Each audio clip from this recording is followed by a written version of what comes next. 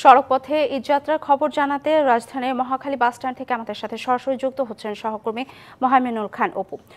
অপু, সড়কপথে ঈদে ঘরে ফেরা মানুষের ভিড় কেমন দেখছেন শেষ মুহূর্তে এবং কোনো ভোগান্তি রয়েছে কিনা বিস্তারিত জানাবেন। আমি রয়েছে মহাখালী যে বাস টার্মিনাল রয়েছে এখানে সকাল থেকে ঘরমুখো যে সব যাত্রীরা রয়েছেন তারা কিন্তু সকাল থেকে এসে টিকিটের জন্য তারা এখানে লাইনে দাঁড়িয়েছেন। অনেকেই টিকিট পেয়েছেন, এখন পর্যন্ত অনেকেই টিকিট পান নাই, তারা কিন্তু সেই অভিযোগটি করছেন।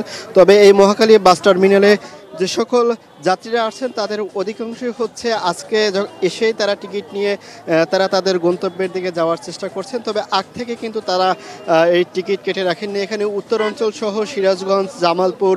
যমুনা ইলেকট্রনিক্স ঈদে ডাবল খুশি অফার সিজন 3, যে কোনো পণ্য কিনলেই পাচ্ছেন নিশ্চিত ঈদ উপহার। ময়মনসিংহ এসব রুটে কিন্তু এখানে বাসগুলো ছেড়ে যাচ্ছে।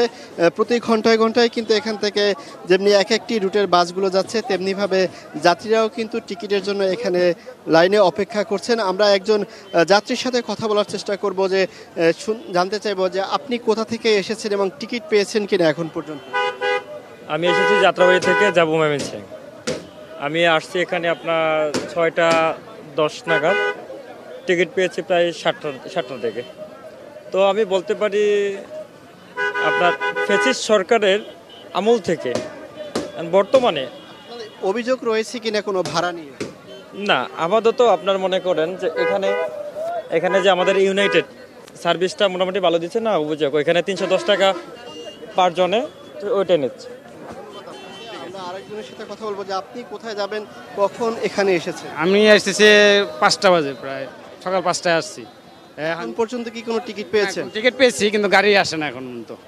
গাড়ির ভোগান্তি, এখন পর্যন্ত গাড়ি আসতেছে না। 32 নম্বর পর্যন্ত সিরিয়াল হয়ে গেছে, 33 নম্বর হয়ে গেছে গা, এখন পর্যন্ত কোনো গাড়ি পাইনি। তারা যেমনটি বলছিলেন যে এখানে এসে তারা টিকিট কাটতে পেরেছেন এবং সেই টিকিট কাটার পরেও কিন্তু তাদের যে গাড়ি, সেই গাড়ি এখন পর্যন্ত এই মহাখালী বাস টার্মিনালে এসে পৌঁছেননি। তো গাড়ির অপেক্ষায় এখানে প্রায় কয়েক শতাধিক যাত্রীরা কিন্তু রয়েছেন। কিছু কিছু গাড়ি আসছে এবং সেই যাত্রী নিয়ে তারা তাদের নির্দিষ্ট রুটে কিন্তু চলে যাচ্ছেন। তবে অধিকাংশ যাত্রী কিন্তু এখানে গাড়ির জন্য অপেক্ষা করেছেন, কিন্তু তারা টিকিট কাটতে পেরেছেন। তো এই ছিল রাজধানী মহাখালী বাস টার্মিনাল থেকে ঈদের ঘরমুখো যাত্রীর সবশেষ খবর। অপু, ধন্যবাদ আপনাকে।